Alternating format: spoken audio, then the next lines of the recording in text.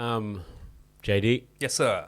that was very interesting, man, to learn and to hear what it was like for you, your journey before we got here, which we're going to talk about now, Yep. but just to hear what it was like in South Africa, to hear, the challenges, the fun parts that you remember, Yep. the molding parts of, who you are now, and you getting to a point where you are making big decisions like moving to Australia. Yeah. So let's talk about that. Let's talk about, coming here and the making of moving here. Yeah, so I came here beginning of 2011. Obviously, I was going to be under a visa called international student. Yeah, yeah. The infamous, the notorious international student, major part in the economy in this country, which is good, Like coming here, I had these dreams, these goals, these aspirations to become something. And I started off doing music, etc. But I think, the biggest eye-opener for me, right, was the pace that this country went at and still goes at. Yeah. I think for majority of developed countries or first world countries, there's different terms people use, the work ethic, the quality of life, the pace on daily routines, it's just out the window sometimes. Yeah. And when we come from a country like South Africa, and I'm going to be quite honest with you, like, yes, we have our own ways about doing things and our own pace. But when we move to a country like this, I think sometimes people forget that we need to realize that we can't come with our mentality and expect it to be mirrored in a country like this. We need to adapt very quick. So the moment you set foot on these shores, you need to realize, you need to hit the ground rolling, find a job, and build. The word is sustainability. That's no matter what age bracket you are in, you need to be able to sustain a good quality of life in this country. Otherwise, you'll get left behind. And at the age of 18, to realize that, to start using your own bank card, paying bills, living on your own, doing a bit of laundry, etc., etc. For people that's coming from different countries, it's an eye-opener, massive eye-opener. Whether you're a female or a male, I think at that age, that 18-year-old bracket, to balance out full-time studies. I started off at SAE and then I went to RMIT doing my diploma in music. Before we continue, you came here at the age of 18 by yourself? Yeah. Shit. Yeah.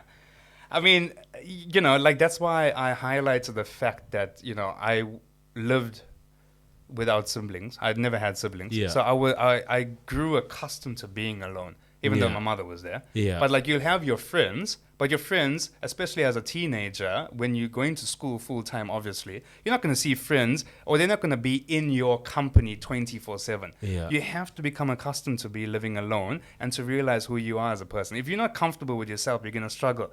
And I realized that as a teenager, just before I could leave South Africa, Yeah. because I realized over here, I don't know anyone.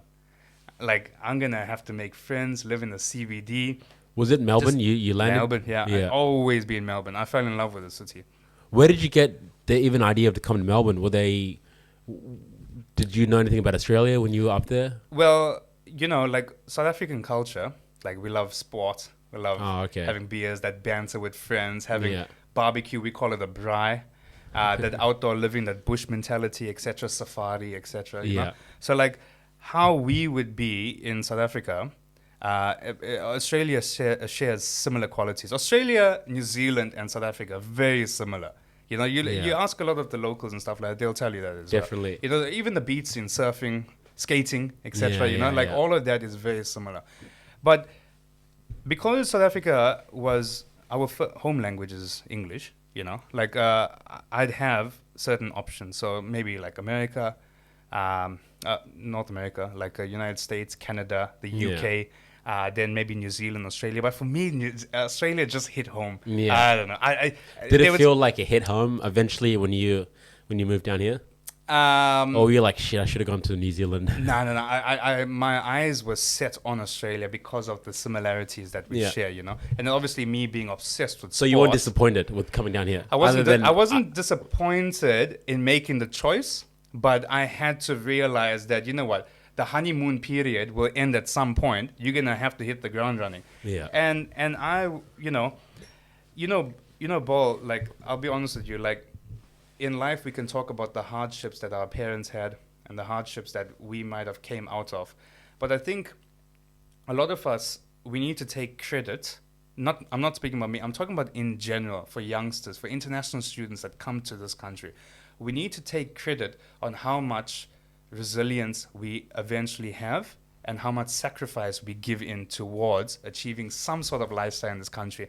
Because for international students, yes, a lot of us will come from affluent families that will provide X amounts of money, not everything, but we'll still have to combat a part-time work, full-time studies, still showing attendance and achieving grades with the amounts of money that our parents are paying our school fees for, or we are paying half because by working part-time, and we don't get any benefits.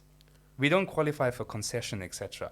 When like I'm obviously jumping the gun here, but when the pandemic hit, we'll get X amounts of money from the university, and then we could touch on what was it like all these certain superannuation, but we won't get a lot of monthly incomes, unless it was at a later stage, etc. But we won't see the full justification of it. So for a lot of international students, it was hard. And as an 18-year-old, going back to what I started on, it's like sleepless nights and trying to find the balance, honestly. And then, you'd have to overcome that I wouldn't say anxiety, but like just fear of the unknown, just like not knowing what the next day is going to happen. Because a lot of us as international students, we would get into hospitality, and hospitality is cutthroat. If you don't know anyone, or if you're not really inclined to finding a passion to serving someone as a bartender, if you're just slinging drinks or serving tables as a waiter, waitresses, like it can be hard, it can be grueling. And then you still got to go home and study for your exam. So your whole university holiday period will be spent on working. Yeah. Before we talk about you, working and working hospitality and working as a barman, let's talk about what happened when you realized, holy shit, this is a lot faster than it was like back home. What was the negatives that you experienced, and what was the positives you experienced?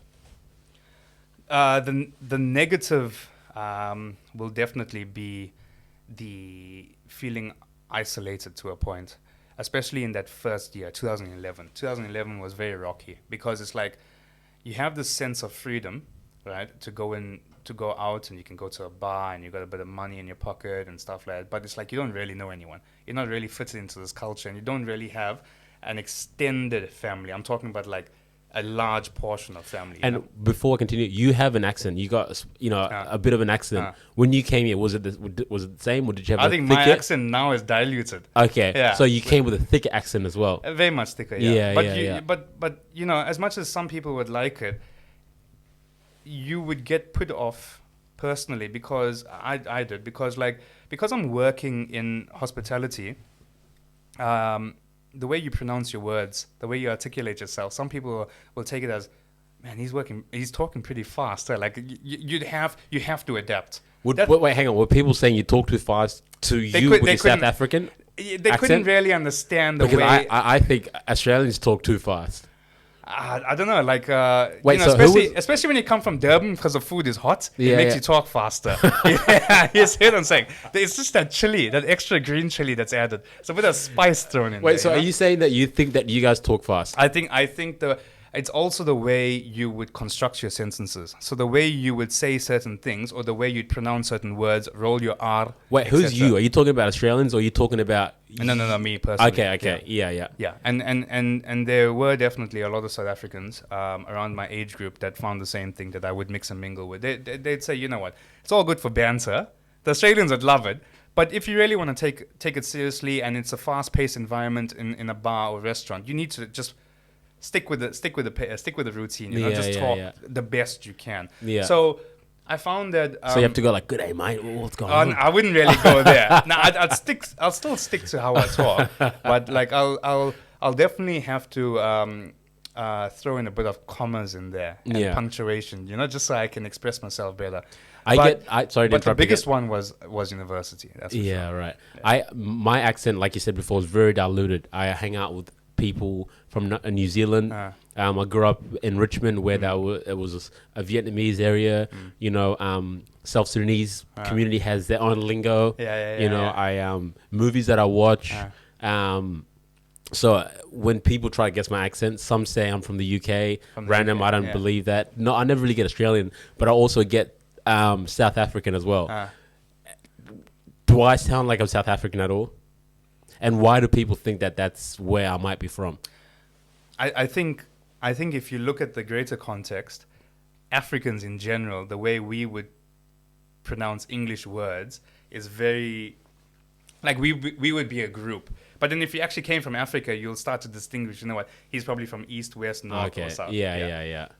But Definitely so. Yeah, here just out of curiosity, like, oh, well, I've never been to any of them. I think you might be here. It's just like a wild guess. Yeah. But if I was to go there, like, you do not sound South African at all whatsoever. Yeah. Well, I mean, that's the best way to put it. Sure. I think that if we came from Africa, we'll be able to distinguish a difference. But Yeah. because from person looking from the outside in, they'll probably think, you know what, in the greater context is from Africa, and then probably just put a label on South Africa because it's the main English-speaking country in Africa.